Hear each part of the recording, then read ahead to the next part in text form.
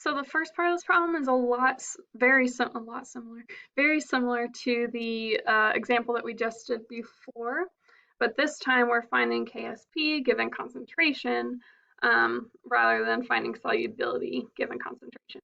So very similar. So first thing we want to do is write out what happens when lead 2 chloride breaks up into lead ions and chlorine ions. So remember, there's 2 chlorine ions for every 1 formula unit of PbCl2 that breaks apart. So the KSP expression is then going to be the product side of the equation, because remember, solids are not included, and we have to square the concentration of Cl minus. So remember, for the molar solubility, that S, molar solubility, is equal to the concentration of Pb2 plus, because it's a 1-to-1 ratio between Pb2 plus and lead 2 chloride formula units. So it would be 2S for chlorine. So I'm going to replace with those expressions. We have been given the concentration of Cl minus, not the concentration of Pb2 plus. So I can't just plug in this value here that's given for the concentration as S. Instead, what I'm going to do is express S as 1/2 of 0.0325 molar. So where I have S, I'm going to have 1/2 times 0.0325, and then in 2S, I'm going to have 0.0325. Okay, so remember 2S equals 0.035, not 2 times 0.0325. So just be aware of what concentration you are given, basically. So I replace those values here, and then we can go ahead and solve for KSP, which is equal to 1.72 times 10 to the negative 5. For part B, there are several steps that we have to follow. First step, I want to find the concentration of Cl minus from these new conditions. So we've been given NaCl and PbCl2. Okay, so really what we're interested in is the concentration of Cl minus. So here I have the concentration of the NaCl solution. So this starting solution, which remember is moles per liter. So I have 3.78 times 10 to the negative 2 moles per liter. To find the moles, basically I'm going to be finding the moles and then finding the new concentration. So what happens in this problem is we start with one volume, 200 milliliters, and then we end up with a different volume because we have 300 milliliters at the end. So that's kind of what we're doing here. So first we have to find moles, and then we're going back from moles to the new concentration. Should have explained that better, sorry. So here I'm going to take the original volume, which is 0.2 liters or 200 milliliters, and multiply it by the molar concentration, which gives me the moles of Cl minus that I have in that sample of NaCl solution. So then I'm going to take my moles and divide by the new volume, because that changes the concentration when we change the volume. We are essentially like diluting it. So here I have 7.56 times 10 to the negative 3 moles divided by 0.3 liters to find my new concentration of Cl minus, which is 0.0252 molar Cl minus. The next species that I'm interested in is lead here. So I'm also going to find the concentration of lead in this same process. So I start with the concentration I'm given, 2.545 times 10 to the negative 2 moles over 1 liter, and then I multiply by the original volume, which is 100 milliliters or 0.1 liters. That tells me how many moles of lead ions I have. Next, I'm going to take these moles and divide by my new volume, which is 0.3 liters or 300 milliliters. So here I have 2.45 times 10 to the negative 3 moles divided by 0.3 liters, which gives me a new concentration of 8.17 times 10 to the negative 3 molar. Okay, so now I have the concentration of Cl minus, I have the concentration of Pb2 plus. Now I can find a QSP value and compare it to my KSP value to determine if a precipitate will form or not. Okay, so is the solution above saturated or less than saturated? How does my QSP compare to my KSP? So remember, the QSP expression is going to be the same for the KSP expression. You're just putting in different values. Spoiler alert. So for Q, I'm going to take the concentration of Pb2 plus I just found times the concentration of Cl minus squared that I just found.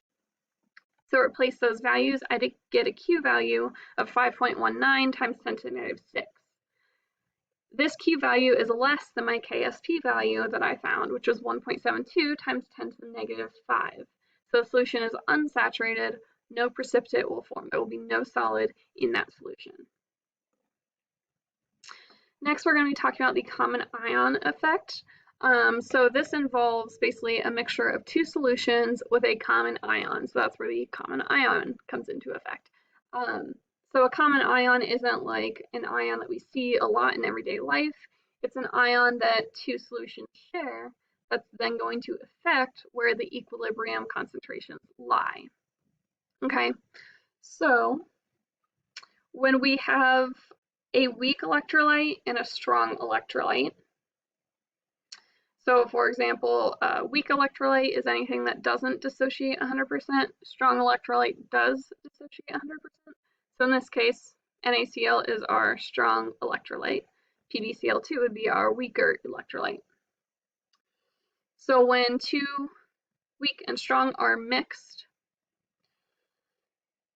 the weak electrolyte is going to ionize less than it would if it were alone in a solution.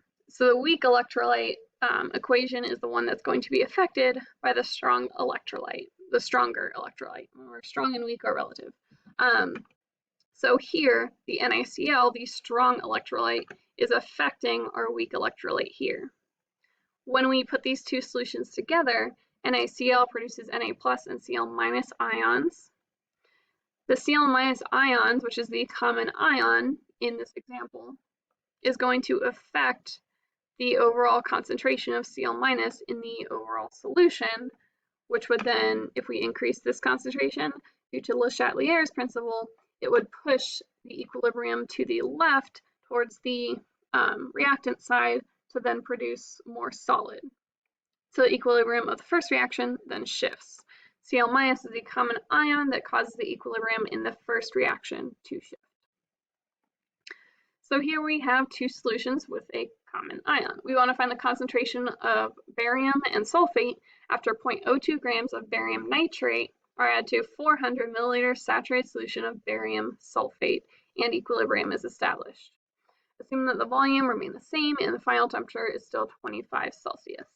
So that final temperature tells me that I can use this KSP value to basically figure out these concentrations and everything. So here our common ion is going to be barium because it's present in barium sulfate and barium nitrate.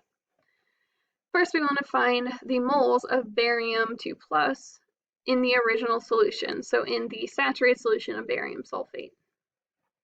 So I have,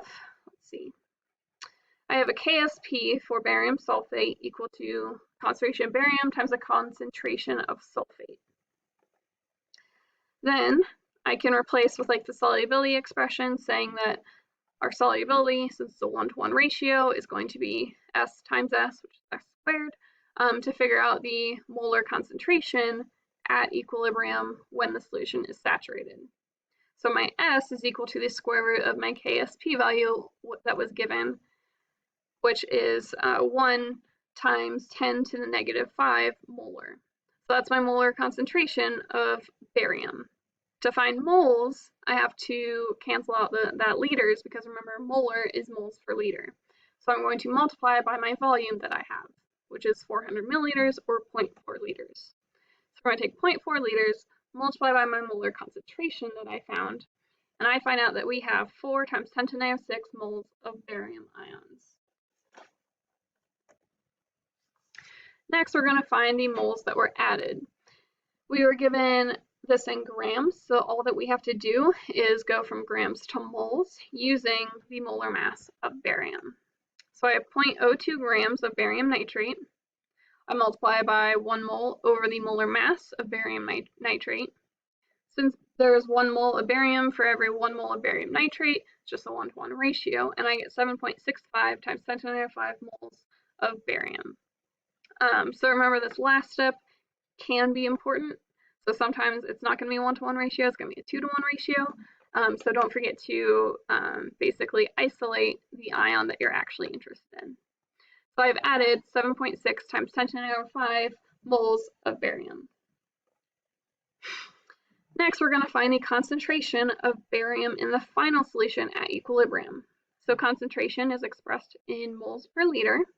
So what I'm going to do is add together the two values of moles I found in step 1 and step 2, and then divide by my total volume, which they said remained the same, which is 400 milliliters or 0.4 liters. So here I add together my two molar values and then divide by the liters, 0.4, to get a new concentration of barium, which is equal to 2.01 times 10 to the negative 4 molar. Next, so remember in the KSP expression, we have the concentration of barium and the concentration of sulfate. So I'm going to find the concentration of sulfate next.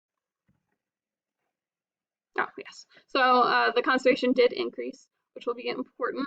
Remember what I said with the KSP value, it's constant at a given temperature.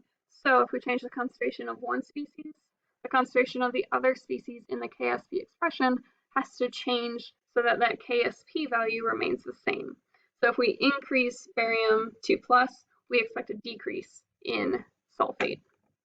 So here we're going to find the sulfate, concentration of sulfate in the final solution. Remember, we have our KSP value.